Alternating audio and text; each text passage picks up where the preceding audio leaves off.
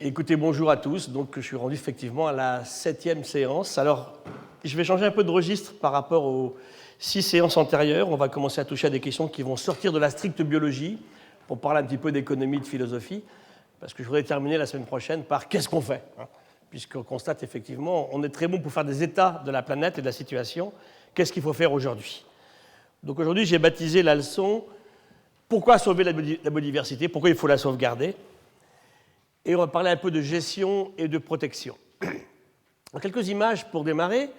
Qu'est-ce qu'on protège aujourd'hui? Des milieux, une tourbière ici par exemple, en Irlande.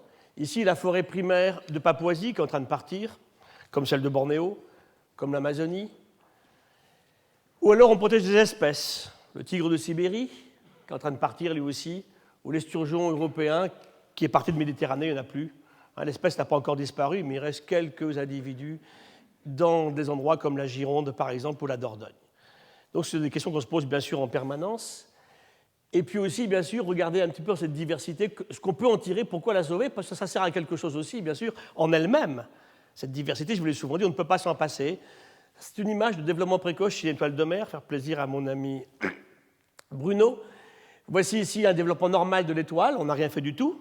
Donc, il a été fécondé par un spermatozoïde, l'ovocyte se divise, avec 4 blastomères ici. Ici, on l'a bloqué avec une substance qui a été mise au point chez l'étoile de mer. On arrête le système. Ici, on va simplement le micro-injecter dans un des blastomères. Lui s'arrête, les autres continuent. On tient ici un superbe anticancéreux grâce à l'étoile de mer. Donc, vous voyez que cette diversité, elle peut, en fait, se révéler extrêmement intéressante et importante. C'est ce qu'on va voir aujourd'hui. Donc, je rebondis sur un papier dont je vous avais parlé lors de la leçon inaugurale. Rockström et une trentaine d'auteurs se mettent ensemble pour faire un papier princeps majeur dans Nature en 2009, et il conclut ici sur l'organisation des menaces qui guettent la planète en matière donc de changement climatique, d'acidification de l'océan, on en a parlé, d'ozone qui est abîmé dans la couche stratosphérique, des amendements agricoles sur les champs, du cycle du phosphore, de l'usage de l'eau potable, des systèmes agricoles qui changent les paysages, de la biodiversité, des aérosols dans l'atmosphère, des pollutions chimiques. Et il conclut effectivement que ce qui est supportable, c'est jusque-là. Et il montre le chemin récent de ces systèmes qui se sont développés, qui ont augmenté. Et deux sortent de la courbe. C'est effectivement les amendements agricoles avec tout ce qui va avec. Et c'est ici la biodiversité, qui part tellement vite qu'on n'arrive même pas à la faire rentrer avec les échelles sur la courbe. Donc, bien sûr, on a rebondi là-dessus. Vous verrez que je démarrais mon cours la semaine prochaine par des économistes qui se sont emparés de ce schéma pour voir ce qu'on peut faire aujourd'hui en matière d'économie durable et viable. Alors, question qui était posée, puisqu'on invente ce mot dans les années 87, Sustainable Development, traduit en français par développement durable. Ce n'est pas très heureux. En castellano ou en anglais, il y a deux mots. En espagnol, on dit durable, sostenible. En français, on dit durable. C'est pas terrible. Il faudrait bien dire développement soutenable, bien entendu. Mais le mot n'est pas très utilisé. Je ne sais même pas s'il existe réellement, ça à regarder. Peut-être que oui. Toujours est-il que durable, ce n'est pas exactement ça. Développement, en plus, et moi qui suis un biologiste, comme Bruno, un développement, il démarre sur, effectivement, un ovocyte d'une maman, un spermatozoïde du papa, qui vont bien sûr se joindre pour faire un œuf, un zygote, qui va se développer. Et ce développement, il n'est pas éternel, effectivement. Ça veut dire que développement durable, ce n'est pas très bon. Il faudrait bien mieux vouloir dire développement soutenable, ou plutôt gestion durable de l'environnement. Ça, oui, c'est beaucoup plus valable. Alors, on définissait en 87 un développement qui satisfait les besoins de la génération présente, nous-mêmes, en préservant pour les futurs la possibilité de satisfaire les leurs. C'est Mme Harlem Brundtland, qui à l'époque était Premier ministre de Norvège et qui était à la tête de la Commission environnement des Nations Unies, qui sort ce terme et qui part, bien sûr, à la conquête de tous les médias. Un petit peu auparavant, en 1974, dans un tout petit village mexicain qui s'appelle Cocoyoc, les Nations Unies s'étaient réunies et avaient envoyé un texte, vous allez voir, hallucinant. Il est totalement d'actualité aujourd'hui. On écrivait « Bien que 30 ans se soient écoulés depuis la signature de la Charte des Nations Unies, point de départ tendant à établir un nouvel ordre international sur la planète, l'humanité se trouve aujourd'hui face à un choix critique. L'espoir de donner une vie meilleure à la famille humaine tout entière a été largement déçu. Au contraire, il y a plus d'affamés, de malades, de sans-abri et d'analphabètes que lors de la création des Nations Unies. 74, ça fait 40 ans. On écrirait exactement la même chose aujourd'hui. Qu'est-ce qu'on fait? On sait maintenant. Ça fait pratiquement 100 ans qu'on sait, en fait. Et on sait vraiment très très bien, depuis le rapport Meadows, depuis le Club de Rome des années 60. Qu'est-ce qu'on attend? Et ça, ce sont des plantes invasives qui partent à la conquête partout de la France en particulier, entre les Jussies, le Sainson du Cap, le Myconia Aguita Tahiti, et puis ici l'ambroisie dont je vous avais parlé, qui vient au départ d'Uruguay. Et nous serons 9 milliards d'humains en 2050. Donc la question est réellement posée. Alors, pourquoi protéger la diversité biologique? Toujours l'idée, c'est, vous savez, les types qui défendent la diversité biologique, moi le premier, on me dit, vous chassez les petits papillons bleus à points jaunes, vous aimez les oiseaux avec des pattes blanches. Vous allez voir, c'est beaucoup plus subtil que ça. Je pense que je vous ai convaincu dans les 6 séances antérieures, que cette diversité, c'est bien autre chose que de scruter la nature et de l'aimer parce qu'elle est belle. C'est plein. De toute façon, il y a des espèces dans la nature qui sont hyper moches. L'autre jour, notre ami Gouillon, au muséum, faisait une conférence pour la conférence des présidents d'université, et il lui montrait une image où il avait pris les espèces les plus moches qu'il a pu trouver. Alors, j'aurais pu la retrouver, le ouakari chauve, des trucs incroyables. Ils sont là, ils jouent le rôle dans la diversité biologique, et l'appréciation d'être beau ou moche, elle est totalement subjective, bien sûr, liée aux yeux d'Homo sapiens qui adore les beaux cils avec les beaux yeux bleus. Ça plaît, effectivement. Alors, les espèces qui tombent dans ces canons-là, elles sont bien vues, pas les autres. Vous verrez que c'est beaucoup plus subtil que ceci, bien entendu. Donc, la valeur économique, bien sûr, alors ce n'est pas celle que je préfère, ce n'est pas celle que je mets en avant. La première, elle est éthique, elle est évidente. Nous ne pouvons pas nous en passer, je vous l'ai souvent dit, parce que nous sommes, chaque corps humain, une ode à la diversité biologique. Alors, les raisons économiques, simplement, c'est que 40% de tous les échanges financiers sur la planète concernent le vivant. Donc, à 40%, c'est quand même pas négligeable, bien entendu. Donc, c'est les diversités agro-silvo-pastorales, c'est les molécules qu'on va tirer effectivement de la diversité biologique, en pharmacologie, en cosmétique, tout ce que vous voulez, les modèles pour la recherche, j'en parlerai un petit peu tout à l'heure, toutes les biotechnologies, toutes ces ressources, avec une mentalité vraiment à changer. Arrêtons de prendre la planète pour un jardin dans lequel on fait son marché. Il faut qu'on change nos relations par rapport à cette nature. On n'est pas là pour avoir des trucs qui ont été produits. Alors, tant qu'on était quelques-uns, ça tournait. Je vous disais, à Tautavel, il y a 700 000 ans, quand les Erectus, dans cette vallée des Corbières, ne font que chasser et cueillir, ça n'est même pas encore pêché, ça tient parce qu'on est 20, on est 20 maximum à chaque fois. Quand on a commencé à s'arrêter à produire, on a vu en agriculture et puis effectivement aussi, bien sûr, en culture, et puis en élevage, tout va changer.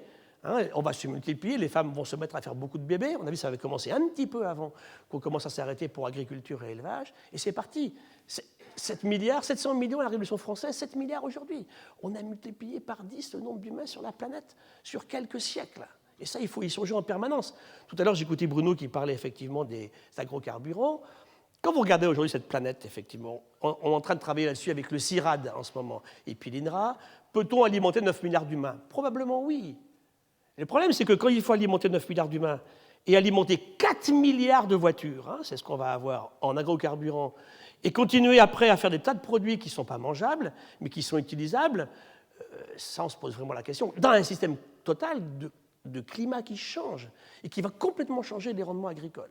Donc on se tourne vers cette agro-diversité et puis cette agriculture écologique dont on parle beaucoup en ce moment, dont je vous avais parlé il y a quelques séances.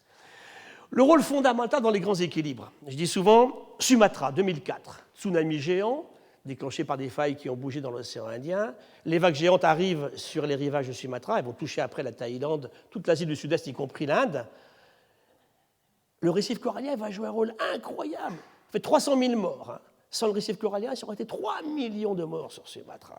Les vagues géantes vont être brisées, vont être fracassées sur ce récif corallien, qui va en pâtir beaucoup, mais qui va remarquablement protéger les humains qui vivaient derrière. On a plein d'exemples comme ça, et ils sont absolument indispensables, bien sûr, ces systèmes, dans l'harmonie globale du système et les relations, je vous avais dit, entre la biogéochimie, la biologie, la chimie et la géologie, sont fondamentales. La biodiversité augmente la productivité. On montre maintenant que les polycultures sont beaucoup plus productrices que la monoculture d'une espèce de façon intensive dans un milieu. Vous posez beaucoup plus quand vous avez beaucoup d'espèces dans un écosystème. La question qui est posée aujourd'hui, puisqu'on abîme ces écosystèmes, parce qu'on enlève les espèces, comment vont tourner les écosystèmes avec beaucoup moins d'espèces? C'est une vraie question qui est posée aux écologues et qui n'est pas du tout facile, bien sûr, à résoudre. Aspect suivant, Bruno a parlé beaucoup de prolifération. Les Alien Invasive Species, je vous dis des espèces invasives qui sont exotiques par rapport aux celles qui sont envahissantes, qui étaient déjà là et qui se mettent à proliférer pour des raisons liées aux activités humaines. Là, vous avez quelque chose qui est très clair où plus votre système est dense et en espèces riches, plus il interdit aux invasifs d'arriver. Dès que vous commencez à fragiliser le système, on a plein de cas, bien sûr, où vous voyez les invasifs qui s'installent. Et ils arrivent sans leurs prédateurs, sans leurs parasites, et là, ils créent des problèmes que Bruno a très bien évoqués tout à l'heure. Aujourd'hui, le seul coût de tentative d'arrachage, je vous ai dit, il y a 300 000 plantes sur la Terre, 300 nous posent des problèmes. Eh bien, on les arrache. Par exemple, les jassans d'eau, pour remonter le Mississippi, le lac Tchad, c'est 80% de sa surface, c'est la jassanne d'eau aujourd'hui. Ça coûte 500 milliards de dollars par an, et ça ne sera pas grand-chose. Donc, il aurait bien mieux valu ne pas les amener, bien sûr. Comment on fait aujourd'hui? Quelle prédation on installe? Quelle lutte biologique on installe pour qu'on puisse s'en débarrasser? La gestion raisonnée des ressources, ça c'est fondamental. Pour ce développement dit durable, les pêches, peut-on faire des pêches durables? Certainement oui, mais ça il faut travailler pour le faire. Aquaculture durable, probablement. Un écotourisme bien géré. Simplement, dans l'écotourisme, il ne faut pas oublier non plus quelque chose qu'on oublie souvent, c'est le coût d'accès à la ressource. Quand vous allez au Costa Rica, quand vous allez au Pérou, ça a coûté combien en transport aérien pour vous emmener jusque-là? Donc tout ça, il faut se poser des questions là-dessus. Les Péruviens avaient travaillé là-dessus avec la FAO. Ils montraient qu'enlever 1 hectare de forêt tropicale amazonienne, ça rapportait à peu près 1 000 $ sur un coup, alors que le tourisme, chaque année, rapportait 400.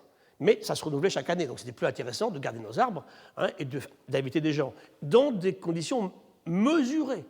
L'île de Pâques, j'ai eu l'occasion de faire un article là-dessus récemment dans la revue Espèces. L'île de Pâques revit ce qui s'est passé il y a 3-4 siècles. On avait dit en 1999, quand j'y ai séjourné un bout de temps avec les autorités locales, 6 000 à 7 000 visiteurs par an. Ce qu'on avait calculé, on ne pouvait pas dépasser ça. 70 000 début 2013. Elle collapse. Elle devenait une gigantesque poubelle. Et la prochaine poubelle où vous pouvez larguer vos déchets, elle est où? Elle est à 4000 km, à Valparaiso, sur les côtes du Chili ou du Pérou, ou vers les îles de l'Océanie. Ça n'a pas de sens. Il faut avoir le courage de mesurer l'accès, bien sûr. De toute façon, vous savez comment ça se passe. Et c'est toujours le dilemme des conservateurs de réserves naturelles. Vous avez envie de la faire connaître, parce que vous voulez qu'on vous aide à la protéger, mais vous devez limiter l'accès. Sinon, un jour, elle devient tellement en mauvais état qu'elle n'est plus attractive. Et vous perdez tout l'intérêt qui a fait qu'à l'époque, vous décidiez de faire là une réserve naturelle. Et ce compromis est très subtil.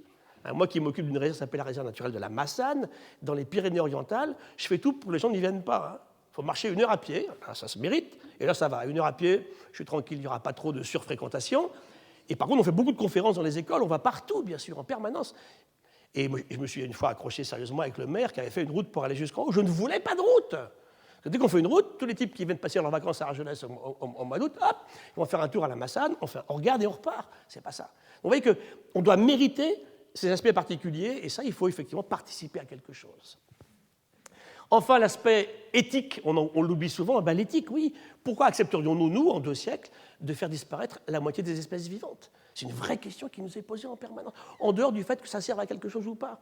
J'avais terminé ma leçon inaugurale avec un cri un peu d'alarme en disant « Arrêtons le monde politique de vouloir conserver ce qui sert à quelque chose. » Pour des raisons, ça ne marche pas. Je ne sais pas demain ce qui va être fondamental pour la survie de l'humanité. Peut-être un petit coléoptère, un petit minable qui est là et qui va me sortir une fabuleuse molécule antitumorale, par exemple. Donc je ne sais pas. Donc je ne l'écrase pas aujourd'hui, je le garde pour demain. Et puis bien sûr aussi, l'humain adore faire des choses qui ne servent à rien. Réfléchissez tous les jours ce que vous faites. Vous y prenez un bonheur et un plaisir fou, ça ne sert absolument à rien. Et c'est vital pour Homo sapiens, qui est très différent justement des autres. Et enfin, on va le voir tout à l'heure, c'est l'aspect de la conservation in situ ou ex situ. C'est une vraie question. J'étais en Ouganda en l'été 2012, dans les Virunga, donc à la frontière du Congo, pour voir les derniers 800 individus de gorilles de montagne qui restent là. Il n'y en a plus ailleurs, nulle part. Ils sont partis. C'est la guerre partout au Congo, avec les gens massivement qui passent du Congo en Ouganda. Le Rwanda s'est déchiré il n'y a pas très longtemps. Que vont devenir nos gorilles?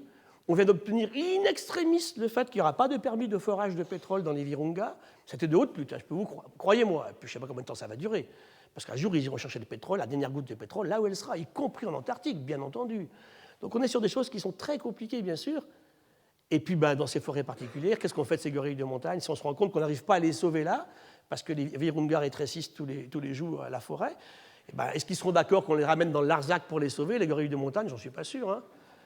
Donc tout ça, c'est des questions qui sont réellement posées. Et on ne peut pas non plus se mettre à faire des réserves gardées militairement sans se préoccuper du développement des Africains qui sont autour de ces endroits-là. Ça n'a pas de sens. Donc des vraies questions posées en permanence. On sauve sur le site en faisant des réserves où elles se situent, en emmenant ces espèces ailleurs. C'est le cas des zoos, des réserves où les animaux sont transplantés. Ce n'est pas la panacée.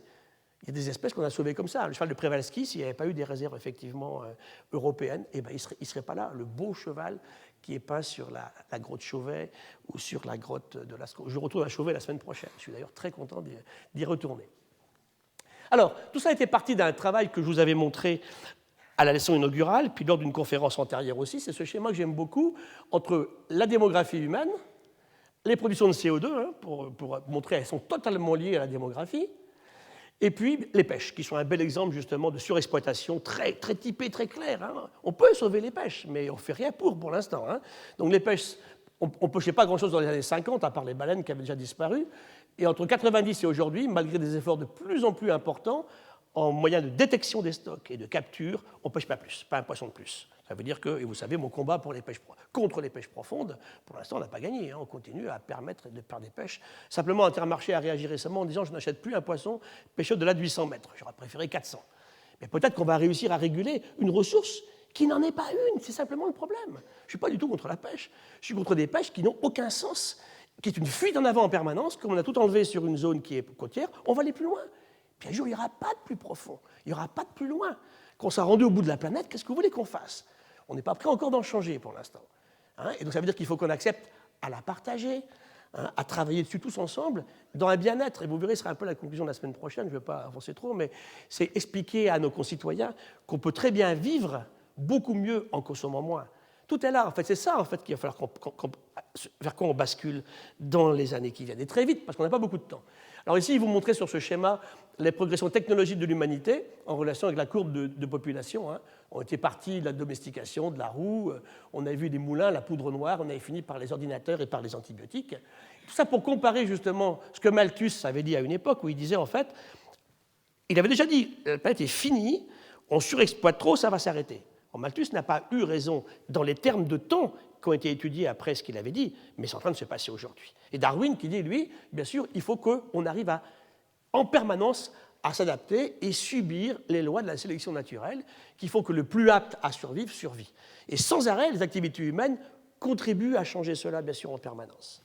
Et ça, c'est très important pour nous de bien comprendre comment les trajectoires des civilisations, je vous renvoie à Jared Diamond aussi, hein, se feront en relation avec ces compréhensions de ces mécanismes-là. Alors, papiers récents qui sont malheureusement assez inquiétants. En 2010, quand on fait le bilan des 10 années de travail entre 2002 Johannesburg et 2012 Rio, on se rend compte que finalement, cette biodiversité sur différents critères très variés, hein, de mammifères, d'oiseaux, d'invertébrés, de forêts, de mangroves, eh bien, elle s'en va partout. Les pressions dessus sont constamment en augmentation et les bénéfices que l'humain tire de cette diversité biologique, ils sont en diminution. Donc ça veut dire que là, on est sur quelque chose, et les réponses sont effectivement inquiétantes. On montre que, encore une fois, le vivant a une fabuleuse capacité de réaction. Moi, j'ai très confiance quand on parlait des oursins lors du Permien-Trias, où on va repasser de deux espèces à aujourd'hui 700 espèces d'oursins actuels, mais jusqu'à un certain point. Et souvent, je dis souvent, l'humain n'est pas forcément responsable de tout, mais souvent, il amène la goutte d'eau qui fait déborder le vase. C'est le cas du sac à dos tout à l'heure de Bruno qui est trop chargé. Et celui-ci nous dit simplement que si on ne change pas nos modes de vie, on va dans une échéance très rapide, moins de 3 siècles, on va arriver à la disparition des 3/4 des espèces qui correspond à la définition des grandes crises d'extinction telles que les avaient définies les paléontologues et les géologues dans les années écoulées. Alors, ces travaux sont publiés pour Rio. On avait demandé dans Nature, Rio avait demandé, écoutez, quelques grands penseurs mondiaux sur ces questions-là, donnez-nous des papiers Princeps. Alors, comment on fait ces papiers-là? Ça se fait de plus en plus maintenant. En fait, on appelle ça le sésame en France. On réunit des gens, top, hein, un Américain, un Chinois, un Anglais, un Australien, un Français. On les met ensemble pendant une semaine à 10 jours sur un lieu précis. On leur donne à manger quand même, hein, en général c'est assez bien. On leur donne un petit peu à boire aussi. Et on leur donne des moyens de réfléchir, de penser, avec de grands accès à des moyens informatiques. Et ils ont pour charge en 10 jours de sortir un état de la planète sur quelque chose, sur les pêches. On a eu de très très beaux papiers comme ça. Et ici vous voyez qu'on a sorti un travail sur la démographie en relation avec les révolutions technologiques. Ici, sur les pensées du développement agricole, on a mis en vert foncé les champs qui sont cultivés. Donc depuis 3 siècles, eh bien, on est arrivé maintenant, pratiquement on cultive la moitié de ce qui est possible sur la planète. Si on continue comme auparavant, comme on a toujours fait, on va arriver à ça. Est-ce que la Terre demain doit être un gigantesque agrosystème? Ou alors qu'est-ce qu'on devrait faire? Revenir en arrière? Mais ça, on ne l'a jamais fait, on ne sait pas faire. Hein. Donc aujourd'hui, ce qu'on dit, c'est qu'on ne va pas susciter une diminution des surfaces agricoles, mais pas faire plus, ne pas en produire plus. Et on avait posé la question il y a 15 jours, hein, où je vous disais, en fait, comment produire plus, puisqu'on passe de 7 à 9 milliards, mieux, de meilleure qualité, sans empoisonner les gens, sans gaspiller l'eau, sans détruire la biodiversité, hein, et sans mettre des poisons sur les champs, et en respectant la biodiversité. C'est un merveilleux sujet de recherche fondamentale. Et je préside aussi le conseil scientifique du CIRAD. On était là, cette semaine dans le conseil scientifique du CIRAD, où on repose tout ça avec le monde gigantesque des petites agricultures familiales, hein, qui sont la plus grande proportion, bien sûr, d'abord de fourniture d'emploi aux humains qui sont agriculteurs, deuxièmement de production dans des conditions qui sont différentes.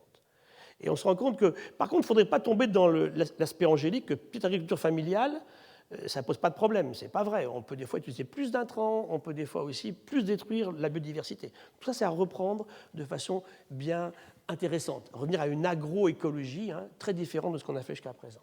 Là, il nous montre une relation entre la pauvreté, les impacts du changement climatique et les impacts des pertes de biodiversité. C'est très lié. Hein. Qui trinque en premier? C'est toujours les gens à la périphérie des villes, les femmes, je vous le disais aussi. Hein. Donc on est sur quelque chose que... Et c'est Rocard qui disait ça à un moment, il disait... On va revenir à la barbarie si on ne tient pas compte des questions écologiques. Et moi, je vais plus loin. Chaque fois que l'humain est revenu à la barbarie, ce sont les femmes qui ont trinqué, avec les enfants, bien entendu. Hein. Donc c'est vraiment des questions qu'il faut qu'on se mette dans le crâne en permanence. Oui, c'est ça aussi de l'écologie. Hein. Quand on dit que l'écologie n'est pas une science, vous imaginez un peu. Alors ça nous a amené en fait à ce travail que je vous avais évoqué, qui s'appelle The Millennium Ecosystem Assessment, donc demandé par les chefs d'État en 2000, publié durant l'été 2005, par près de 1400 chercheurs du monde entier, qui nous fait un état mondial des écosystèmes et qui nous classe en fait les services rendus par les écosystèmes. Alors on aime ou on n'aime pas, bon, c'est assez intéressant d'y revenir, je ne pouvais pas au cours de ces 8 séances ne pas vous en parler. Qu'est-ce qu'on les classe en fait en services de bien-être et de réduction de la pauvreté, en services que procurent les écosystèmes ici, ça c'est le local, hein, stratégie et intervention et facteurs directs de changement. Et pour les services d'approvisionnement, la nourriture, par exemple, l'eau, hein, de réglementation, le climat, les maladies, culturelles, bien spirituelles, la beauté écologique, tout ce que vous voulez, et d'appui, hein, production primaire et ici constitution des sols. Donc, ce sont les services rendus par les écosystèmes, comment le bien-être de l'humain est touché par ces questions, effectivement, d'éléments divers et variés, en sécurité, en liberté, en santé, les facteurs indirects de changement, facteurs démographiques, économiques, sociopolitiques, scientifiques, culturels et religieux, et enfin les facteurs directs de changement, qui sont les changements dans l'occupation des sols, bien sûr, l'introduction d'espèces, on en a vu tout à l'heure, l'adaptation, les apports extérieurs, les fertilisants, tout ce que vous voulez, on a vu que c'était un gros problème aujourd'hui sur les terres agricoles, le contrôle des animaux, qui gênent les humains, consommation de la récolte et des ressources, changement climatique et facteurs naturels, physiques et biologiques. Donc tout ça, c'était un espèce de cadre dans lequel on a réfléchi. Et on s'est dit finalement comment on va utiliser ces services rendus pour aller plus loin.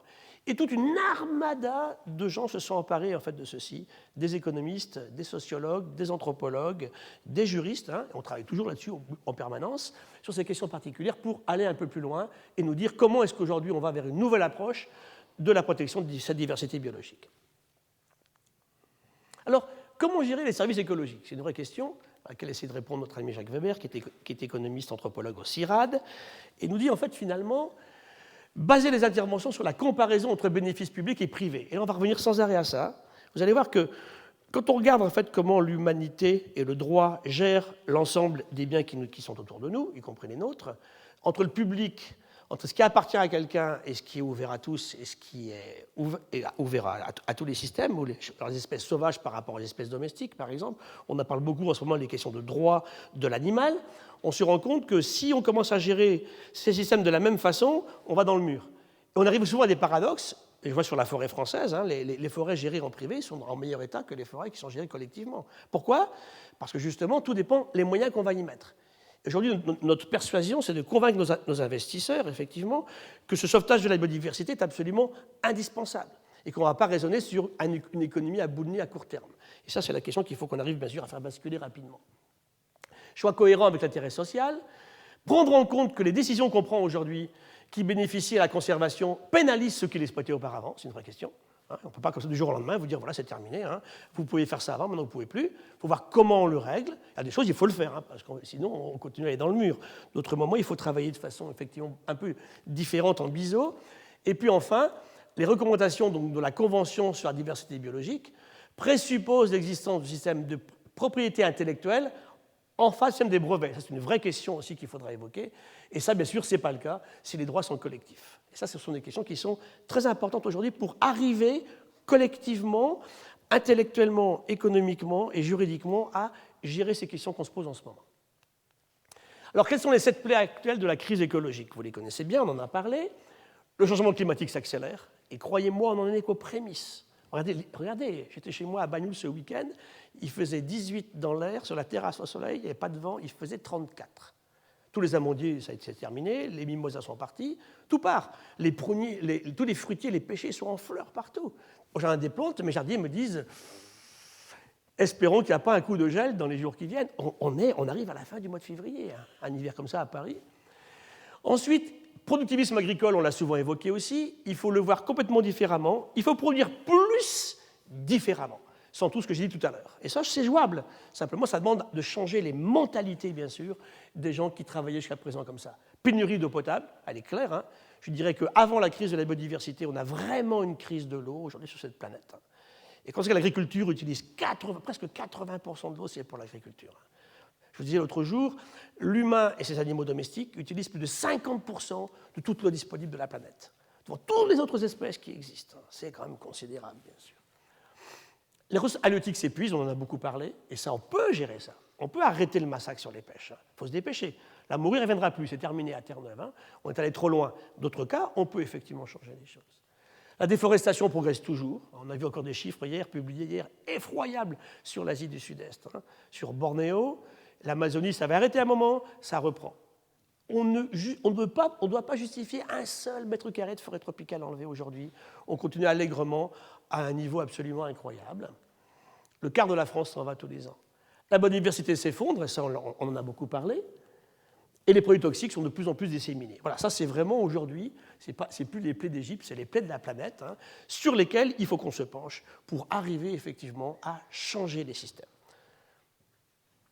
Donc, pas pour les beaux yeux des papillons à points bleus, c'est pour simplement que l'humanité se retrouve dans un système aujourd'hui en harmonie avec cette nature et en bien-être par rapport à elle. Alors tout ceci, qu'est-ce qu'on sait faire? Des conférences. Et l'humain est très bon pour faire des conférences. Donc la France va faire une grande conférence en mai 2010, puisque c'est l'année mondiale dédiée à la biodiversité. À l'époque, c'était Chantal Joanneau qui était là l'autre jour, qui était ministre de l'écologie et de l'environnement. Et donc, elle organise à Chamonix une grande réunion. Je fais l'ouverture ce matin-là. Quelle gouvernance en France pour réussir ensemble? Des vraies questions qui sont toujours posées. La conférence du Rio va lancer la conférence sur la diversité biologique en 92. Celle de Johannesburg aura le culot de dire on s'engage, nous, Nations Unies, pour 2010 à arrêter l'érosion de la biodiversité. Je vous en avais parlé. Et on constate en 2010, janvier 2010, à l'UNESCO, les 25 et 26 janvier 2010, qu'on a tout raté. Ça n'a jamais été aussi pire que ça. Et c'est pire aujourd'hui en 2014 quand je vous parle qu'en 2010.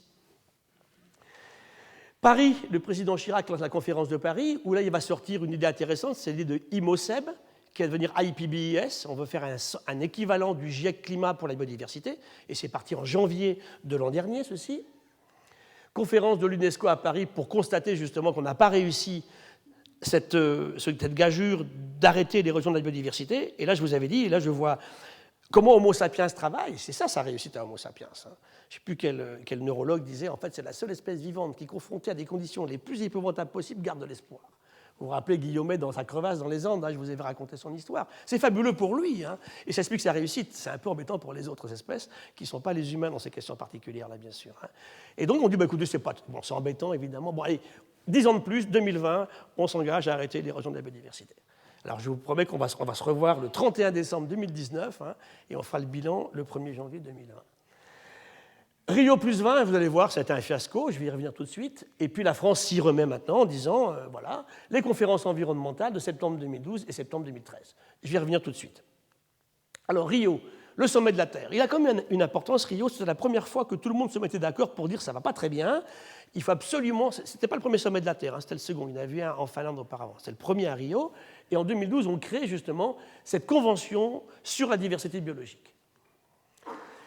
Qu'est-ce qu'on faisait à l'époque? On voyait toutes les réactions qui se produisent sur la planète, on voulait conserver cette diversité pour des raisons économiques, biotechnologiques, éthiques, bien sûr, qu'on évoquait tout à l'heure. Et puis on commençait aussi à manipuler beaucoup le vivant. Hein. On sortait les premiers OGM, on faisait le typage moléculaire pour la première fois, on faisait les séquençages en masse les premiers, on voyait les progrès de l'écologie, de la connaissance des écosystèmes, des grands cycles biogéochimiques, et puis on voyait l'influence du climat sur le vivant, du vivant sur le climat, et on se disait, il faut qu'on arrive à éviter une nouvelle extinction en masse. Et donc, il fallait trouver ce compromis entre satisfaire les besoins actuels de l'humanité sans détruire la diversité du monde vivant. Or, l'économie actuelle est entièrement basée là-dessus. L'économie qu'on a mise en place, capitaliste non encadrée, elle consiste simplement à, socialiste pareil, hein, elle consiste simplement à épuiser, tirer, jusqu'au jour où ça collapse. Et ce que disait Lebeau dans son très beau livre sur l'enfermement planétaire, hein, il disait en fait, le problème de l'humain, c'est qu'il ne sait pas s'arrêter avant d'être dans le mur. Hein. Et mes discussions ici avec vous, c'est justement qu'on fasse tout pour s'arrêter un petit peu avant, pour qu'on puisse mieux réagir en conséquence quand le choc frontal va se produire. Donc on fait cette convention qui est ratifiée par 191 pays aujourd'hui, je répète simplement, toujours à l'exclusion notable des États-Unis d'Amérique n'ont pas signé, la Chine, l'Inde n'ont pas signé, hein, parce que bon, ça ne les arrange pas, c'est assez fou. Alors, c'est la conférence de Rio, donc j'y étais, donc moi j'avais beaucoup d'espoir, j'ai participé à plein de tables rondes, et à Rio, il s'est passé des choses assez incroyables. Il y a eu un forum des puissants et un forum des peuples. C'est-à-dire qu'on l'accepte dès le départ, ça crée bien sûr des conditions assez particulières. Donc le forum des puissants, il y avait les chefs d'État, mais M. Obama n'était pas venu, Mme Merkel n'était pas venue, le Premier ministre italien n'était pas venu non plus. Et puis en fait, on a simplement, vous allez voir, fait que réaffirmer des choses qu'on avait dit déjà 20 ans avant ou 10 ans avant. Gardé militairement par l'armée brésilienne, parce qu'on était tout proche de favelas, d'un endroit ignoble, c'était sordide, ce qu'ils appellent le Rio Centro, qui n'est pas du tout au centre de Rio, c'est à la périphérie, au-delà de l'aéroport, c'est dans des mangroves totalement contaminés, où les odeurs sont monstrueuses, avec des moustiques partout. Et puis il y avait le Forum des peuples, je mettais 2h40 en bus pour aller du Forum des puissants au Forum des peuples, pour faire mes conférences. Alors ne me dites pas que ça n'a pas été voulu, hein. Et puis au Forum des peuples, bah, c'était sympa, mais ça virait un peu à Hare Krishna, on vendait des petits machins et tout. Alors, où trouver le compromis intelligent et intéressant qui va être efficace dans tout ça, hein? C'est vraiment... Donc, c'était sympa, hein, mais comment est-ce qu'on arrivait justement à mettre tout ce monde-là ensemble? C'est la vraie question qui est posée aujourd'hui. Et c'est là quand même que j'ai perdu un peu foi au monde politique pour me dire c'est la société civile, c'est nous hein, en ce moment, hein, qui devons bien sûr réagir. Alors, bilan pas très glorieux parce que... Simplement, j'ai vu deux choses à Rio. J'ai vu la société civile prendre de l'importance. Nous, scientifiques, on a pu parler. Hein. On n'a pas du tout été éteints. On a pu s'exprimer. On n'a pas été entendus, mais on a pu dire ce qu'on pensait. Alors qu'au départ, ce n'était pas toujours évident. Hein. Et puis, le coût, hein, pensez le coût, 50 000 personnes. Combien ça a coûté avec un billet d'avion et en empreinte écologique pour aller à Rio de Janeiro? C'était quand même pas 90% de Brésiliens. Hein. Donc, il faut en tenir compte aussi.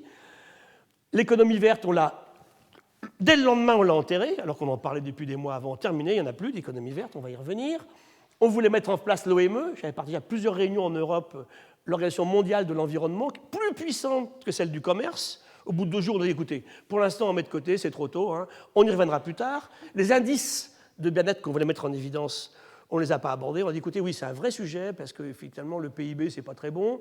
OK, on est d'accord avec vous, mais écoutez, on va se mettre d'accord dans les 10 ans qui viennent, là, on va travailler là-dessus. Vous verrez, il y en a une dizaine d'indices aujourd'hui hein, qui courent le monde.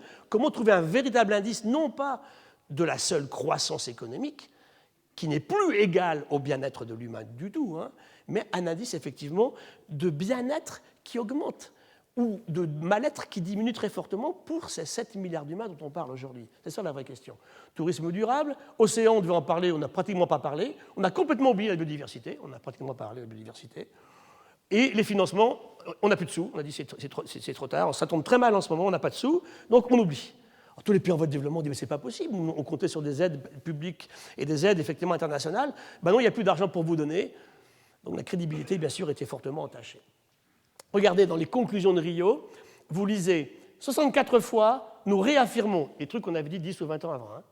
161 fois, nous reconnaissons, nous constatons, nous insistons, nous sommes conscients, nous prenons acte.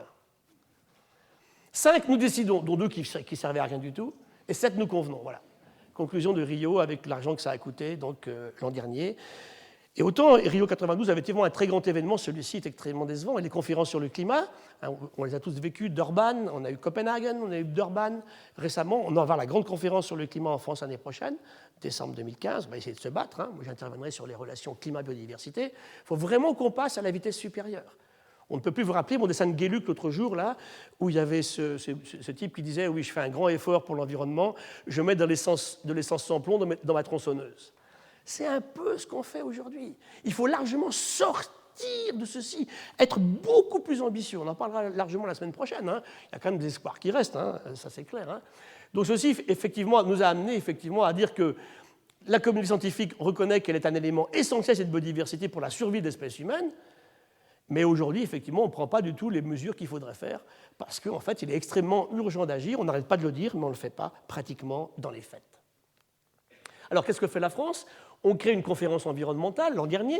Moi, je présidais en plus, alors je découvre le matin comment s'appelait ma session. Je savais que c'était la biodiversité, hein, mais je découvre que ça s'appelait « Comment faire de la France un pays exemplaire en matière de reconquête de la biodiversité ». Même arrogance toujours de la France, c'est pas possible. Je ne peux pas aller comme ça avec ce texte-là. Une demi-heure avant, j'apprends que ça va s'appeler comme ça. Et on discute, effectivement, donc on discute de transition énergétique. Aujourd'hui, on oublie que cette transition n'est pas la seule. Hein. Quand on parle de transition écologique, en France, on la ramène à l'énergétique. Ce n'est pas la seule. Il en faut deux. Il faut une énergétique et il faut une écologique. Donc la biodiversité, les risques sanitaires environnementaux, la fiscalité, qui est très importante, bien sûr, et enfin une gouvernance environnementale qui est fondamentale et qui sort largement, bien sûr, des frontières d'un seul pays. Donc ça, ce sont des choses qu'il faut prendre absolument très vite à bras-le-corps. Alors, dans la biodiversité, qu'est-ce qu'on a pu avoir comme conclusion ? Mettre en œuvre la stratégie nationale de la biodiversité que la France avait inventée donc, quelques années auparavant, faire appliquer le Code de l'environnement. Il y a plein d'endroits en France, on ferait simplement ça. On n'applique pas le Code de l'environnement. Ça changerait déjà beaucoup de choses. Résoudre les questions de transversalité ministérielle, c'est une horreur en France, je ne vous raconte pas, hein, je m'y heurte depuis que je suis président du muséum. Alors quand on doit prendre des décisions entre l'agriculture, la pêche, les transports, des fois c'est les mêmes, hein, mais ça change sans arrêt. L'environnement, l'intérieur, c'est très très compliqué, très très compliqué. Alors que nos questions, elles sont vraiment universelles. Hein, le saumon qui quitte l'Allier, il passe un coup sous les transports, un coup sous l'agriculture, un coup sous la mer, il ne sait pas qui fait ça, le pauvre saumon en question. Hein. Mais ça pose des problèmes dramatiques quand on veut résoudre pratiquement les vraies questions que nous avons devant nous, bien sûr. Ou l'oiseau migrateur dont parlait Bruno tout à l'heure. Stopper l'artificialisation des sols, ça c'est clair. Réduire les traitements phytosanitaires, on a dit 50% après le Grenelle, on en sera très très loin. Augmenter les surfaces en méthode biologique, on est très loin. Gérer les ressources halieutiques, on est très loin aussi.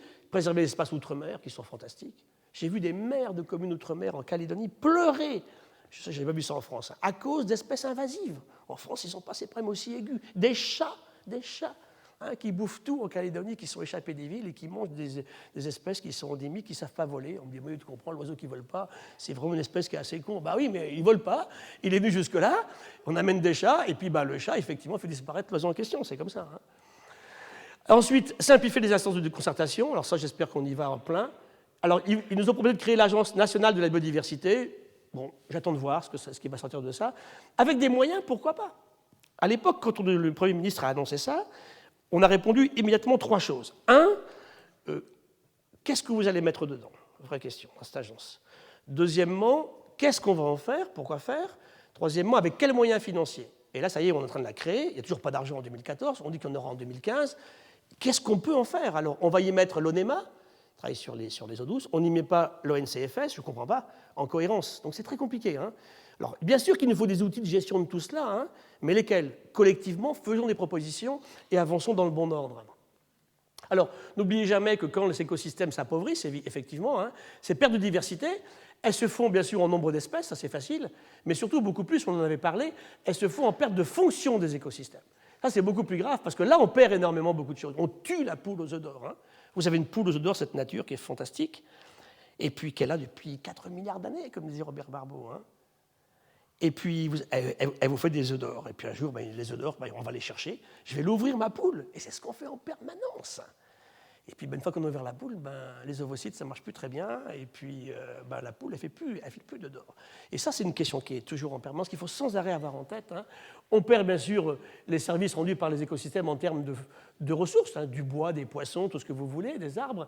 On y perd effectivement tout ce qui concerne ce qu'on peut aller y chercher en inspiration, et puis nos capacités à modéliser ces systèmes. Et ça, tant qu'on continuera comme ça, on ne pourra pas continuer à avancer. Arrêtons de détruire notre capital, c'est tout. On a un capital, on le garde, on s'arrête, on réfléchit et on le gère différemment. La question est vraiment là aujourd'hui. Alors, par exemple, ici, je prends un exemple très simple, hein, les médicaments qu'on sort de la nature. Moi qui suis un marin comme Bruno, j'ai pris simplement l'océan. On a 25 000 médicaments qui sortent de l'océan aujourd'hui, anticancéreux, antibiotiques, antiviraux, antichampignons, immunostimulants, immunosuppresseurs, facteurs de croissance, régénérateurs osseux. Tout ça grâce à des éponges. 30% ça vient des éponges. Elles sont là depuis 700 millions d'années. Les éponges sont sur un fond d'océan, une fois qu'elles sont fixées, on l'avait vu, elles ne bougent plus, elles sont comme un arbre. Hein. Et depuis 700 millions d'années, elles sont agressées en permanence par l'environnement qui change. Et elles réagissent par l'élaboration très subtile de molécules qui les protègent de tout ce qui va se produire. Regardons-les, apprenons à les conserver, dans le bon sens du terme, et on peut s'en inspirer pour sortir des molécules d'intérêt. Ça sera les médicaments de demain. La guerre antibiotique, elle était perdue, la guerre au niveau d'antibiotiques. C'est d'écologie de base. Hein. Les bactéries vont beaucoup, beaucoup plus vite que nous. Hein. On a des germes qui arrivent aujourd'hui à Paris, résistants à tout. Bactéries banales, hein, Pseudomonas. Je vous ai montré la dernière fois l'aspect sur les staphylocoques fécaux. Hein. C'est des centaines de millions de dollars. Et on a perdu la guerre, en fait, à ce niveau-là. Il faut trouver autre chose. Et là, il y a énormément de diversité chimique, biologique, pharmacologique dans ces espèces. Des modèles pour la recherche. Metchnikov découvre la phagocytose. Il a le prix Nobel en 1908. Ce prix Nobel, il l'obtient grâce à l'étoile de mer. Charles Richet, prix Nobel à Monaco, j'en avais parlé dans la leçon inaugurale, il a le prix Nobel en 1913 pour sa découverte du choc anaphylactique à cause de venin de méduse sur des chiens. Von Warburg, lui, a son prix Nobel grâce à des travaux qui sont faits sur l'oursin, en particulier à Roscoff aussi d'ailleurs. Il montre pourquoi il y a un seul spermatozoïde qui rentre dans l'ovocyte et pas d'autres, avec les vagues de calcium qui se produisent par la suite. C'est grâce à l'oursin. Celui-ci est fabuleux. Hodgkin et Huxley font un modèle mathématique dans les années 56-58. Ils ont le prix Nobel en 63. C'est la découverte de la transmission de l'influx nerveux. Grâce à un cadeau des dieux de la biodiversité. Ne me demandez pas pourquoi. Hein. Un nerf de calmar, il est 1000 fois plus gros en section qu'un nerf humain.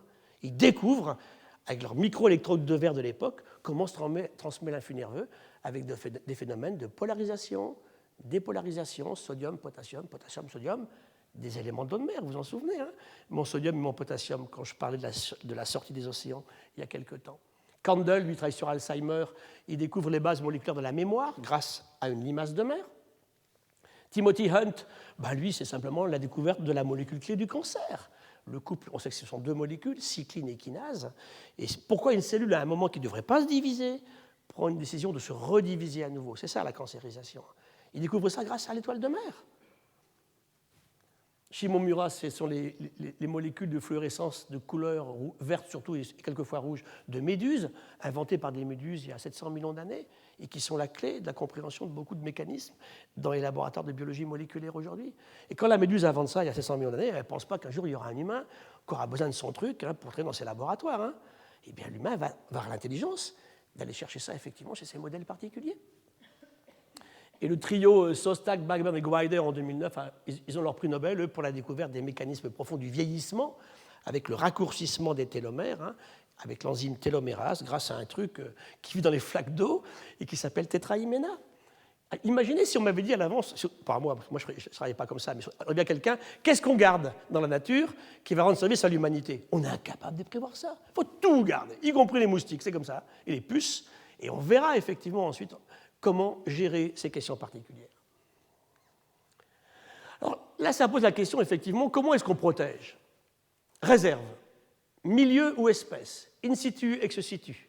On l'a abordé tout à l'heure. Alors sur les réserves, c'est clair qu'on a un projet mondial, 10% de l'océan mondial en réserve. Okay. Et puis sur les continents, on a fait des réserves partout. Alors réserves de tous ordres. Hein. Bon, moi, je ne suis pas un type qui aime la sanctuarisation. Je ne suis pas pour les réserves intégrales où personne ne va. Je suis pour un système où, effectivement, on a un accès soft, limité, intelligent, hein, contrôlé, dans de bonnes conditions, à tous les types d'écosystèmes, pas les fermer entièrement aux humains. Ça veut dire que ça peut aller des réserves les plus strictes qui existent, hein, un cœur de réserve effectivement sanctuarisé comme le cœur de la réserve de Bayonne-sur-Mer, hein, dans les Pyrénées-Orientales, où on interdit même aux nageurs en surface de passer, jusqu'aux systèmes les plus ouverts possibles, les réserves par exemple du MAB, hein, Man on Biosphere, où là vous avez des activités agricoles qui continuent, ou des grands parcs nationaux, régionaux. Hein. On peut tout imaginer en fait, il faut voir un petit peu quel est le but qu'on s'est fixé. Milieu espèce, Bon, moi, je penche beaucoup plus pour les milieux que pour les espèces, hein, parce que les espèces, ben, s'il n'y a pas de milieu, de toute façon, mais c'est un problème, vous allez voir tout à l'heure, c'est un problème de combat, de goût, d'opportunités qui peuvent varier. On a parlé in situ ex situ. Les biens communs qui nous entourent. L'humain arrive dans un système où il y a des biens communs partout. Et c'est Garrett Hardin qui disait « traiter un bien commun comme un bien privé conduit à sa destruction ». C'est ça qui c'est. Les pêches, c'est typique. Hein, ces biens communs, il faut les gérer collectivement. Si on les considère effectivement comme un bien privé, on va forcément à leur destruction. Donc des mentalités économiques et juridiques complètement différentes pour les conserver. Et ça pose la question du res communis, qui appartient à une rivière, par exemple, mais res communis, la rivière, elle n'est pas à quelqu'un. Hein, la Loire, ben, elle est là, on va en tirer. Les bords de la Loire peuvent être privatisés, mais la Loire elle-même au milieu, non. Et puis le res nullus, ça, c'est une catastrophe pour la pêche aujourd'hui, par exemple. Puisque là, vous avez un bien qui est ouvert à tous, qui n'appartient pas à quelqu'un, mais qui appartient à celui qui va le chercher. Ça ne colle pas. Rappelez-vous, mon thon rouge, l'autre jour, vendu à Tsukiji en janvier 2013, il y a un an, 1,28 million d'euros, un poisson. Le type, puis allé la chercher, il a gagné ça. C'est inconcevable. Il aurait pu être rémunéré normalement pour son poisson en fonction de l'argent qu'il a mis sur la table pour aller le pêcher, mais le reste, 99%, aurait dû être mis sur un fonds de protection des stocks de thon rouge, de travaux sur les stocks de thon rouge et de partage global. Ce thon rouge qui a rapporté cet argent-là est aussi bien à vous qu'à moi, qu'à ce monsieur qui est allé le pêcher. Et là, il faut absolument changer nos systèmes. Ça va demander des gros efforts. Hein. Notre économie doit vraiment s'adapter à des considérations différentes, qui fonctionnaient quand on n'était pas très nombreux, qui ne fonctionnent plus à 7 milliards d'humains, dans des configurations absolument différentes aujourd'hui. Alors, comment est-ce qu'on protège des cantonnements, à part les réserves. Vous avez des cantonnements sur une zone, par exemple, de protection, de pêche, par exemple. Eh bien, vous cantonnez, ça veut dire que pendant 3 mois ou pendant 6 mois, vous empêchez de pêcher là. Et vous allez restituer donc les juvéniles de la zone protégée à l'ensemble de la pêcherie par la suite. Les quotas, on fixe un chiffre. L'Europe dit chaque année 300 tonnes de dorade à point jaune, et puis c'est comme ça, pas plus. C'est très difficile à contrôler, très difficile. Vous avez un cahier tous les jours, chacune qui est pêchée est déclarée, mais sur un cahier, vous imaginez comme c'est facile à contrôler. Vous avez bien sûr une date d'ouverture, ça pour les chasseurs ils connaissent bien, on ouvre tel jour à telle heure, on ferme tel jour à telle heure, on se met collectivement d'accord. Tous les ans on a des conflits, nous les associations environnementales avec les dates de chasse à loi blanche, on veut l'ouvrir encore une semaine plus tard, on ne chasse pas quand il y a de la neige partout, il faut que le préfet prenne un décret, mais le temps qu'il prenne son décret déjà on a flingué pas mal de bestioles, donc c'est vraiment des questions en permanence qui sont ouvertes. Ensuite donc, type et sélectif des engins de pêche, ça c'est pour la pêche, la taille des engins, le nombre d'hameçons, la taille des mailles de filet, on peut avoir plein de... Est-ce que c'est sélectif? Ça ne cible qu'une seule espèce et pas celle d'à côté. Donc tout ça est très très très important bien sûr à mettre en évidence. Et tout ça simplement c'est pour une raison très simple, c'est pas pour embêter le voisin, c'est simplement pour partager pour l'ensemble de l'humanité et faire que ces ressources qu'on appelle donc renouvelables le soient réellement. En stock de pêche, c'est assez effroyable, mais on a tellement pris sur certains stocks qu'on a dépassé les seuils de renouvelabilité. On exploite des poissons comme du zinc ou du nickel, que l'on sait fini à un moment donné. C'est totalement stupide. Moi, j'avais un principe qu'on m'avait appris quand j'étais gamin, quand je faisais mes cours d'halieutique. On disait, voilà, on ne pêche jamais un individu qui ne s'est pas au moins reproduit une fois. Ça paraît pas mal pour faire du biologique. Et quand on mange des civelles grosses comme ça, elles ne risquent pas de s'être reproduites une fois. Donc il faut bannir certains types de consommation aussi, bien entendu. Si vous mangez des saumons, à un moment dans les rivières françaises, on avait bouché toutes les rivières, avec des filets qui allaient d'un côté à l'autre. Je me rappelle les rivières bretonnes à l'époque. Les saumons n'avaient aucune chance de passer au-dessus. Et on les prenait quand? Juste au moment où ils remontaient pour aller se reproduire. Terminé. On pêchait en France 3000 tonnes de saumon atlantique. Et vous vous rappelez, il y avait ces contrats agricoles qui disaient aux gens on s'interdit de nourrir mon ouvrier agricole plus de 3 fois par semaine avec du saumon. On est revenu à ça maintenant, mais pour des raisons d'élevage du saumon. Ça, c'est intéressant à regarder d'ailleurs. Et puis on est tombé, quoi. Qu'est-ce qu'on faisait en France quand j'ai commencé à travailler sur le saumon au début des années 80, il y avait quoi 80 tonnes de saumon sauvage en France.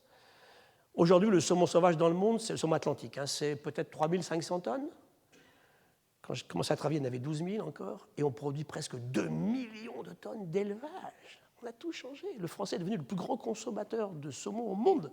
Vous mangez presque 2 kilos de saumon par Français par an. Alors qu'il y a... Réfléchissez un petit peu, on a la même génération souvent dans la salle ici. En 1980, le saumon, c'était un mets de luxe incroyable, il n'y en avait pas. Donc tout change. Alors, l'UICN nous dit, voilà, les espèces qui ont disparu en 4 siècles, on en avait parlé, on dit environ 900 espèces, je vais d'avoir les chiffres 2013, la revue, et en mer, on n'avait dit que 18, parce qu'en mer, c'est difficile, effectivement, de constater qu'une espèce a réellement disparu. Et alors, une des plus célèbres en mer, je vous l'ai mise depuis, c'est la grande ritine de Steller, qui est une grosse vache marine, un gros lamentin, un gros dugong, qui vivait en mer de Bering et qui a été massacrée. On la découvre, on la massacre en quelques dizaines d'années, on la mange, elle a disparu. Elle ne peut pas se défendre, hein. Elle s'en va. Alors maintenant, la question, c'est qu'est-ce qu'on protège en espèces? Ah voilà, ça c'est toutes les associations écologiques. On protège ce sur quoi on réagit, ce qui est sensible, ce qui est beau. Alors voilà, bien sûr, je serais le premier à être très malheureux s'ils partent, ceux-là. Hein. Mais ce n'est pas ça le combat, en fait. Hein. Le tigre de Sibérie, le panda, le loup, le grand condor, l'ours polaire, les sturgeons européens en train de disparaître, c'est bien. La question, c'est que... De toute façon, ils me disent, de toute façon, si on ne défend pas ça, on n'aura pas de sous, de toute façon. Parce que si je me bats pour la puce des Bermudes ou le moustique des Galapagos, je n'aurai pas d'argent. Donc, pour avoir de l'argent, du public, il faut des espèces avec des beaux cils et des beaux yeux bleus. Ah, ça plaît bien. C'est un aspect des choses. On protège des oiseaux et des mammifères. Alors, en fait, avec Bruno, on dit souvent, nous, on se bat pour le vrac. Hein, je lui ai emprunté ça. Et le vrac, c'est ça. On a même mis une puce, vous voyez un peu. Hein. C'est ça, en fait. Parce que cette biodiversité, elle est utile partout. Enfin, utile. Il n'y a pas d'utile et de nuisible. La nature n'a pas inventé des espèces pour plaire aux humains ou pour les embêter. Ça ne marche pas du tout comme ça. Hein. Le mot de nuisible devrait disparaître. Il n'a aucun sens écologique. Dans les manuels de chasse, c'est encore animal nuisible. Donc, je peux le tuer. Et je me rappelle un jour, je lisais un article du Chasseur français de 1924 qui disait « Les rapaces, je suis là pour les exterminer parce qu'ils sont toujours, effectivement, toujours... Plus je les vois et plus je les extermine, quelque chose comme ça. » C'est terminé, c'est terminé. On est sur autre chose, bien entendu. Et tout ça lié à une espèce qui est très prolifique. Ça, c'est ma plage à Banyuls. Hein. Au mois d'août dernier, vous voyez que les humains adorent s'agglutiner, s'agglomérer. Et on va économiser toute l'année pour venir se mettre le derrière ici dans l'eau. Et là, je vous avais déjà dit, hein, sans faire les mesures, j'imagine le niveau de streptocoques fécaux qu'on va retrouver dans la rivière, dans la mer et des Escherichia coli. Chacun ses fantasmes. Alors, en plus, quelque chose qui paraît banal peut l'être pas du tout. C'est local ou global? C'est la vraie question en permanence. Et là, au niveau d'IPBES, hier encore, j'étais avec les gens qui vont lancer donc, les travaux d'IPBES. IPBES, donc, c'est le système qui est monté mondialement aujourd'hui, équivalent du GIEC Climat pour la biodiversité, et qui est en train de réfléchir en ce moment sur faut-il travailler localement ou globalement. Alors, quand on parle de biodiversité, on part forcément du local, ça c'est clair. Je travaille ici, dans ma forêt, à la Massane, sur mon estuaire de rivière, sur mon cours d'eau ici, ou comme ça, je pars de ça, et après, bien sûr, il faut que je tienne compte de ce qui se passe au niveau global. Et là, un exemple très précis qui va vous être très marquant. À la Massane, de fait, c'est la réserve de France, c'est la 6e réserve naturelle en France, 73, une des plus anciennes, et c'est le plus haut point chaud en Europe. Sur 337 hectares, on est rendu à plus de 7000 espèces vivantes répertoriées. Bon, si on avait fait le même boulot en Croatie, on aurait trouvé plus, mais on ne l'a pas fait. Donc 7000 espèces, c'est fabuleux. Hein. Et pourtant, j'ai regardé cette forêt, les femmes de Collioure, vers 1830, venaient chercher du charbon de bois, on faisait brûler les arbres de la forêt, et on ramenait sur le dos de ces femmes le charbon de bois à Collioure. Vers 1870, on a les pollens, il n'y avait pratiquement plus de forêt. Et puis on s'arrête. C'est difficile, c'est dur, on ne fait plus ces métiers particuliers. Et on laisse la forêt revenir. Et la chance qu'on a eue, elle n'a jamais été en fait, réutilisée par l'homme, parce qu'elle est difficile d'accès. Il faut y aller là-haut. Et puis, on va donc en 50-52 commencer déjà à la protéger. En 73, on intervient parce qu'il y a un projet de marina et de golf géant sur la frontière avec l'Espagne. On intervient, on arrête tout et on fait une réserve naturelle de cette Massane. Ça veut dire qu'aujourd'hui, on a ce lieu de si riche diversité sur un endroit où pratiquement il n'y avait plus d'arbres en 1870. Ça laisse de l'espoir. Hein. Tout à l'heure, comme Bruno parlait des pollutions par marée noire aussi, hein, ça laisse de l'espoir. La nature a un pouvoir de retour. Mais ne dépassons pas les seuils de renouvelabilité. Hein. Laissons-la se réinvestir, se réinstaller. Ne détruisons pas notre capital, bien sûr. Alors ça, c'est des fermes modèles en Normandie. Hein. Tout va bien, ça marche bien. Le problème, c'est qu'on nourrit ces animaux avec du soja. Soja qui n'est pas fait en France. Il vient d'Argentine. L'Argentine est un très gros producteur de soja, souvent transgénique d'ailleurs, hein, qui va aller partout dans le monde. Et on va aller voir, nous, ce qui se passe. Quel est l'impact des vaches normandes nourries au tourteau de soja sur la biodiversité en Argentine? Et ça change tout, bien entendu. Voilà, ça c'est mes Niandous, là, mes Nandous, hein, mes autruches américaines, avec la grande pampa argentine. Et voilà ce qu'est devenu aujourd'hui la pampa argentine aujourd'hui.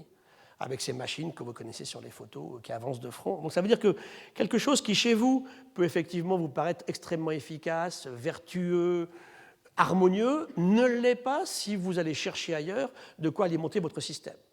Et quand je dis ça, souvent d'ailleurs au moment de la conférence de Paris, l'an dernier, je disais en fait, c'est bien de voir l'état de la France aujourd'hui, hein, faisons de la France un pays exemplaire en matière de reconquête de la biodiversité, en tenant compte des impacts qu'on a aussi à l'extérieur.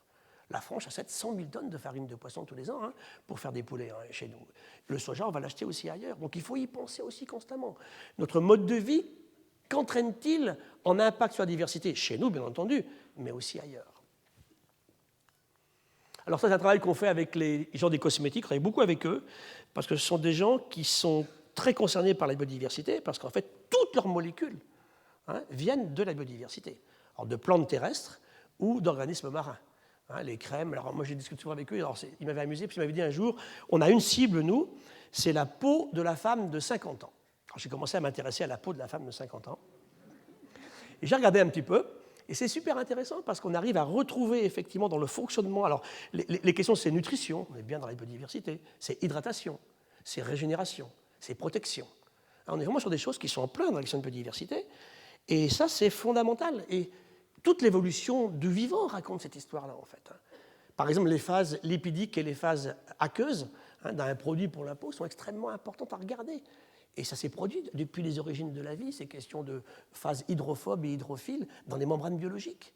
Vous voyez comment on peut tirer parti de connaissances fondamentales sur l'évolution du vivant pour tirer des choses qui peuvent être effectivement utiles à l'humanité. Alors vous me direz, les produits cosmétiques, ce n'est pas essentiel. D'accord, d'accord. Mais tout un business qui est fait là-dessus, c'est pareil aussi pour les aspects nutritionnels. Alors maintenant, c'est comment est-ce qu'en allant chercher une petite fleur à Madagascar, ou en Corée du Sud, ou au Vanuatu, aux Aléoutiennes, on va être capable effectivement d'aller en tirer une molécule d'intérêt pharmacologique ou cosmétique, sans détruire la plante en question, et bien sûr en ramenant aux populations autochtones à laquelle elle appartient, cette plante, des revenus et des profits qui soient effectivement les plus légitimes possibles. Alors, en France, on a inventé un truc récemment qui s'appelle la trame verte et bleue, trame verte, trame bleue. On s'est dit, voilà, pour que cette biodiversité, Bruno a beaucoup parlé tout à l'heure du morcellement, qui est un gros problème, le morcellement, effectivement. Et eh bien, on fait des trames. Trame verte, c'est par la nature. Trame bleue, c'est par la nature aquatique, le terrestre et l'aquatique. Donc, vous avez un petit schéma qui a été sorti ici au ministère de l'Écologie il y a quelques années, où il nous montrait effectivement qu'on allait sur un système comme ça, de bocage, avec de l'agriculture, avec un petit peu encore de forêt, de bosquets, avec des mares, un bord de mer, des marais sur le rivage. On allait réinstituer un système de continuation écologique par l'eau ou par la terre. Donc ça a été beaucoup, beaucoup travaillé. Et on a montré ici sur un très beau travail en nature il y a quelques années, ici, les oiseaux ici, que justement les morcellements au niveau des terres agricoles avaient des impacts très forts sur les populations d'oiseaux. Hein. Ça s'est fait en pays développés, sous-développés, enfin, pardon, en voie de développement et en pays développés. Les impacts sont très forts, effectivement, donc de disparition d'espèces, et des oiseaux, encore une fois ici, liés au morcellement. Alors bon, c'est mis en place, c'est très facile à expliquer sur le papier, c'est très difficile à arriver sur le terrain. Hein, il y a le monde agricole se pose vraiment des questions que je comprends parfaitement. Hein, comment je fais? Je dois laisser un mètre sur le bord de ma rivière. Comment je traite ici? Je ne traite pas là. Il y a une vraie réflexion globale. On a fait des schémas d'aménagement, des SCOT, hein, où les gens réfléchissent, ou comment on maintient des continuités, parce qu'on passe sans arrêt de systèmes qui sont privés, qui sont publics, c'est pas simple. L'idée n'est pas inintéressante, mais très difficile à mettre en place, effectivement. Et cette image, j'aime beaucoup. C'est un saumon en Alaska qui revient, en fait, à sa rivière pour se reproduire. Il a beaucoup plu. Et là, ça a débordé. Les saumons sont tous là. Et il se dit, la prochaine fois, j'essaierai la trame verte à la place de la trame bleue, en fait. Hein. Il est rendu sur la route, mon pauvre saumon, là. Il faut qu'il retrouve sa route pour rentrer chez lui. Alors, pour terminer ce matin, donc, dans toutes ces connaissances et ces perceptions, c'était le moment de placer ça un petit peu. Donc, à quoi sert un grand musée d'histoire naturelle? Parce qu'on se dit souvent, vous savez, c'est ringard, vos musées, là, c'est des trucs... on va avoir des collections, c'est poussiéreux, il y a des vieux fossiles, on paye des types pour aller regarder comment vivait la mouche il y a 50 millions d'années. Bon, on a des remarques comme ça tous les jours. Hein. Quelqu'un a encore dit récemment, je ne vous dirai pas qui, j'en ai rien à faire de la façon dont est mort l'homme préhistorique, s'il est mort de chaud ou de froid. Ça veut dire quand même que si on ne regarde pas comment ça s'est passé il y a quelque temps, je parle aux 2000 ans écoulés, hein, on risque mal de prévoir ce qui va se passer demain pour nous. Et croyez-moi, il va être très impactant, ce changement climatique. Nous, on a quelques mots-clés qui sont biodiversité et géodiversité, évolution, adaptation, impact du changement global. Et tout ça, en fait, toutes ces collections nationales, c'est à peu près 70 millions d'objets, le Muséum à Paris, sont là pour une meilleure compréhension du passé, de la gestion du présent et de la prévision de l'avenir. Ce sont les nanocimes très sophistiqués. Avec ce matériel, on est capable, sur un silex de 2 milliards d'années, 2000 millions d'années, de retrouver une cellule isolée ou de calculer une température de l'eau de mer de l'époque, ou un contenu en oxygène de l'eau de mer, ou un contenu en gaz carbonique. Donc on a des précisions sur les climats du passé assez exceptionnelles. Alors ces collections, c'est 140 collections à Paris au Muséum, pour 12 sites, et c'est à peu près 70 millions d'objets qui peuvent être l'herbier national, par exemple, des insectes, des dessins, des peintures, des animaux naturalisés, des minéraux, des restes humains, bien sûr, hein, ça peut être tout ce que vous voulez. Tout ça fait partie, effectivement, des collections nationales qui sont là pour nous permettre, effectivement, d'avoir une bonne connaissance du passé, d'établir l'actuel. Hein, on est le musée dépositaire en France des espèces qu'on va décrire. Hein. Donc le muséum, c'est presque 1 million de types hein, déposés à Paris sur un peu plus de 2 millions d'espèces connues. Et puis c'est aussi, bien sûr, les modèles aujourd'hui utilisés dont parlait Bruno, pour qu'on essaie de prévoir un petit peu mieux l'avenir. On parlera plus d'économie la semaine prochaine. Et puis on fait des grandes expéditions qui font encore un peu rêver. Ça, c'est Espiritu Santo en 2006. 150 chercheurs, 230 personnes, 2 radiodécimes, 2 navires de surface, plus de 1000 espèces nouvelles trouvées. Ça coûte 2 millions d'euros, vous me donnez un chiffre, hein, pour aller dans une île perdue de l'archipel du Vanuatu, avec 4 écosystèmes, la mer, le karst, les jardins et la forêt pristine inviolée, hein, où on est totalement perdu là-dedans. Et là, je suis allé, donc, 5 ans après, l'an dernier, je suis allé restituer au Premier ministre du Vanuatu sa biodiversité. Je dis voilà, on a trouvé 437 plantes qui vivent chez vous et pas ailleurs. Je vous les ramène, elles sont décrites, elles ont un nom maintenant. Maintenant, vous en faites ce que vous voulez, c'est à vous de les gérer. C'est à vous éventuellement d'aller chercher des molécules d'intérêt pharmacologique que vous pourriez valoriser dans le futur. Et les amis d'un congélateur, je ne sais pas ce que ça va devenir, parce qu'il faudrait créer des musées localement, bien entendu. Hein. C'est un peu l'accompagnement. Et la dernière, c'est l'an dernier, Madang, New Guinea. Là, on a été donc presque 400 chercheurs sur le terrain, conditions effroyables sur le terrestre. Il a plu sans arrêt. Les papillons ne décollaient pas. Au niveau marin, sur des dragages ici à 200 mètres, en mer de Bismarck, hein, entre la Nouvelle-Bretagne, la Nouvelle-Écosse et la Papouasie, c'est jonché de canettes de bière et de bouteilles, de sacs en plastique. Donc c'est partout cette pollution au fond des océans. Par contre, pour faire rêver un peu, hein, ces merveilleux petits micro-mollusques découverts, des micro-gastropodes. Aussi cet extraordinaire crabe qui plaît beaucoup à Bruno, qui est tout poilu, avec des grands poils noirs, des grands yeux rouges qu'on a trouvés. Hein, il est là, il existe, hein, tapi au fond de sa mer de Bismarck, au large de la Papouasie. Voilà, c'est ma dernière image aujourd'hui. Donc ça, c'est un travail sorti dans Science, il y a quelque temps, où on nous montre les impacts des mesures de conservation sur les espèces vivantes. Alors, ils ont fait une cartographie mondiale où ici, ils montrent les menaces sur les espèces. Alors, c'est en brun pour les continents, c'est en bleu pour le marin, là où ça disparaît le plus vite. Et ce sont ces endroits-là qui contribuent justement aux chiffres. On dit 300 fois plus vite que la biodiversité s'en va qu'il y a quelque temps au niveau des temps géologiques, parce qu'on détruit des écosystèmes extrêmement riches en espèces. Ce n'est pas ici qu'elle s'en va, la biodiversité, aujourd'hui. Hein. De toute façon, on a tout perdu déjà, de toute façon. Alors, il ne reste pas grand-chose à perdre, un petit peu quand même. Hein. Mais c'est vrai que là, on perd énormément parce qu'il reste énormément de zones extrêmement riches. Et ici, ils ont regardé pour les plantes, les invertébrés et les vertébrés, justement avec la classification de l'UICN, donc en danger éteinte, en danger très fort d'extinction, en danger moyen d'extinction, jusqu'aux espèces qu'on estime encore pas trop menacées. Hein. On a fait une classification mondiale des mesures de conservation. C'est un élément de travail hein, qui permet de réfléchir. Son défaut, c'est que, on regarde, encore une fois, on regarde que les trucs qu'on connaît bien, quoi, les oiseaux, les mammifères, on ne regarde pas beaucoup les invertébrés. Merci.